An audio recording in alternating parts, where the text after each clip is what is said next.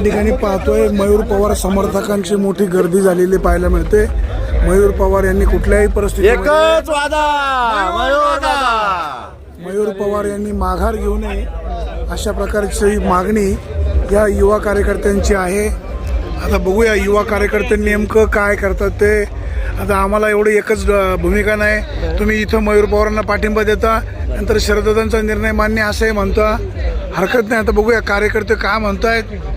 या ठिकाणी कार्यकर्त्यांचा जोर मोठ्या प्रमाणात आहे। मयूर पवार नेमकी काय भूमिका घेत आहेत, माघार घेणार, शरददादा सोनवणेंना सपोर्ट करणार की निवडणुकीमध्ये उमेदवार म्हणून राहणार, आता हे आपल्याला काही तासांनंतर स्पष्ट होणार आहे। इथे सगळे मयूर पवार समर्थक आहेत। मयूर पवार माघार घेणार का अशा प्रकारची उत्कंठा जुन्नर तालुक्याला लागलेली आहे। या ठिकाणी समर्थक मोठ्या प्रमाणात आहे। हो काय मयूर पवार उमेदवार राहणार का माघार घेणार? उभी राहणार फायनल शरददादा जर म्हटले माघार घ्या तर नाही घेणार, कार्यकर्ता ऐकते नाही। म्हणजे आमदार सोनवणेंचं पण नाही ऐकायचं, निवडणूक लढायचीच विजयासाठी। कार्यकर्ते म्हणतायत की या ठिकाणी मयूर पवार यांना आम्ही जिल्हा परिषद सदस्य करणारच, आमची ही लढाई मयूर पवार याच्यासाठी आहे, शरद सोनवणेंच्या विरोधात नाही असं कार्यकर्ते म्हणतायत। आता बघूया प्रत्यक्षात 27 तारखेला दुपारी 3 वाजेपर्यंत माघारीची वेळ आहे। कार्यकर्ते नेमका निर्णय काय घेत आहेत, कार्यकर्ते वेगवेगळ्या पद्धतीनं प्लॅनिंग चालू आहे। कार्यकर्त्यांची गर्दी खूप आहे आणि प्रत्येक कार्यकर्ता प्लॅनमध्ये आहे। हो काय नमस्कार। नमस्ते वाणी साहेब। काय मयूर भाऊंचा फॉर्म राहणार? हो 100% राहणार।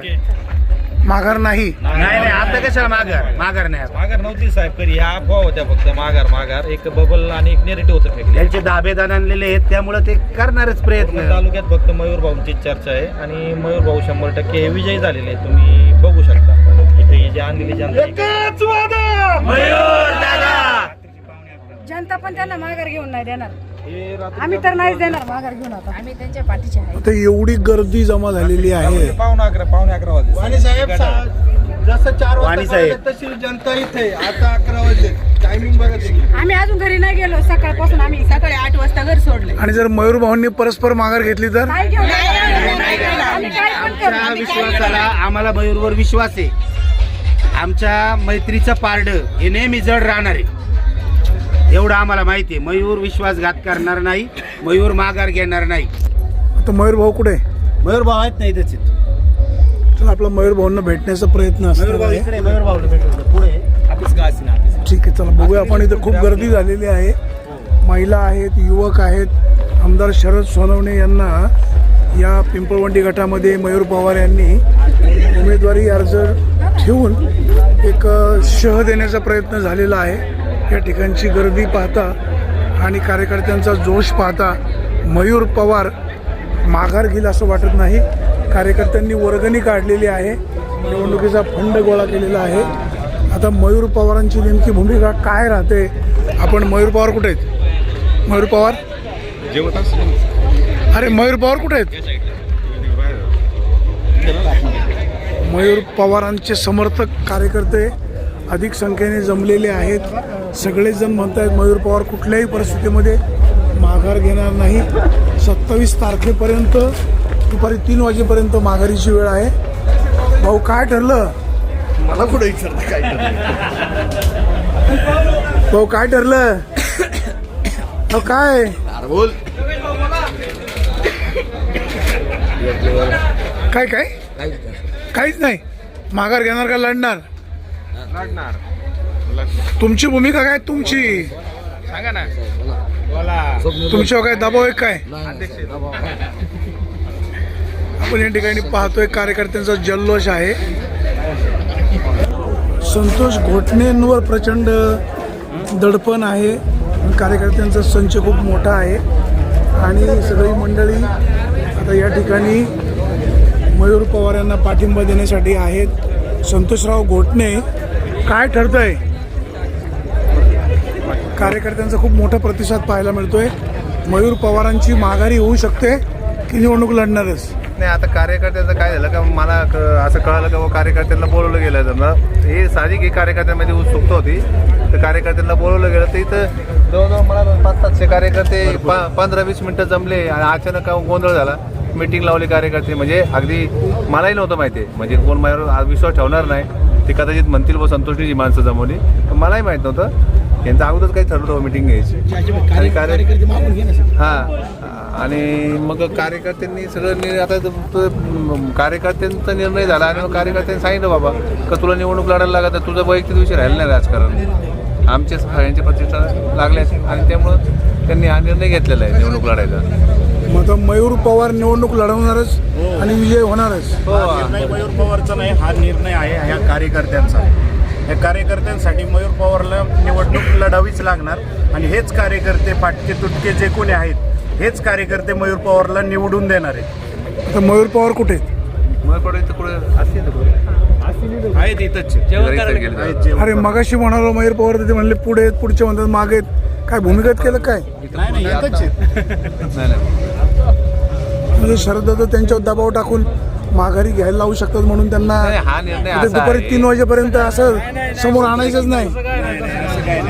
मग मयूर पवार कुठे आहेत पण दिसत नाहीत. हा निर्णय हे बघा उगाच ताकाला द्यायचं आणि गाडगा लपवायचं. बाबा मी वैयक्तिक माझा विचार तर बाबा मी मयूर पवारच्या पाठीमागं होतो प्रामाणिकपणे. मी माझ्या आयुष्यात कधी अर्ध्यात कोणाची साथ सोडली नाही. हा माझा स्वभाव आहे.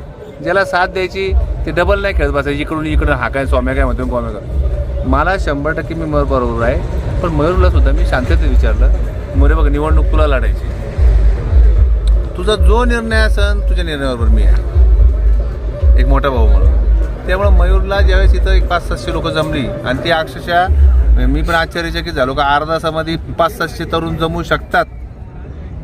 हे मला मी आश्चर्य मी हे झालो, हैराण झालो. 500-700 मुलं इथं जमली लगेच अर्धा तासामध्ये. आणि ते बिचाऱ्यांनी इतके वर्ष त्या मुलांना जो जीव लावला आहे. संतोषजी, त्या दिवशी मळगंगा मातेच्या प्रांगणामध्ये जो मेळावा झाला तिथे ज्या सगळ्या शब्दा वगैरे सगळं झालं, हां तरी 40 मिनिटं भाषण करणारे सचिन वाळुंज दिसले नाही.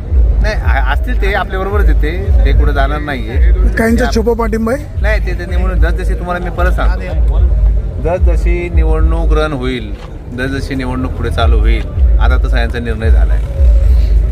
मयूरचा निर्णय स्पेशली निवडणूक कसं असते. पण मयूर पवार कुठे आहे? पवार कुठे ते बाहेर गेला येतोय लगेच तो, असं मला कळालं आता. तर जसं होईल तसं त्यांचे वडील हे मयूर लढणारच आहे. वडील आहेत मयूर.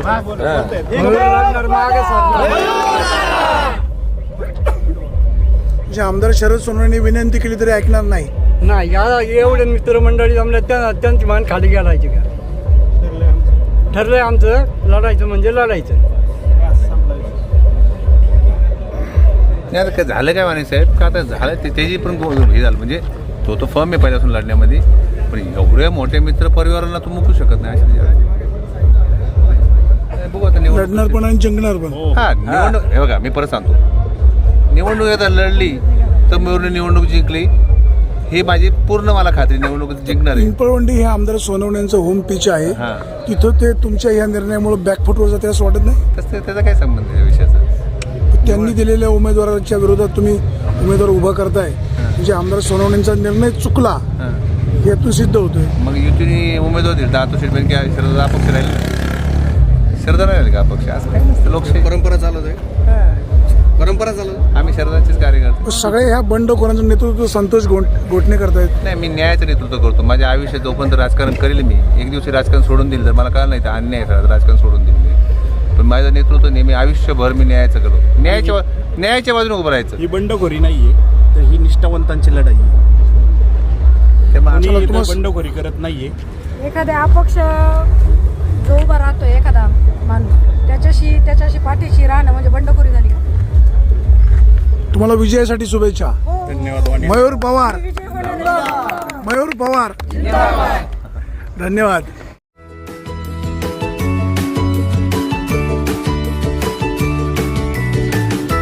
बातम्या शेतीच्या, बातम्या मातीच्या, बातम्या अन्यायाच्या, गुन्हेगारीच्या,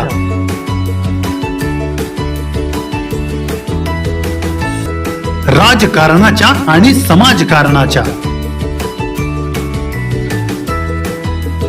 शोषणाविरुद्ध बुलंद आवाज, जनसामान्यांच्या हुंकाराची गाज.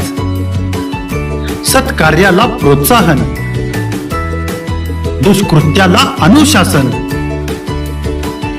निर्भीड, निस्पृह, सडेतोड, बेधडक आणि रोखटोक म्हणजेच विघ्नहर टाइम्स. शोध बातमीचा, ध्यास सत्याचा. आपलं चॅनल, आपली बातमी. सबस्क्राईब तर कराच, पण बेल आयकॉनवर क्लिक करायलाही विसरू नका.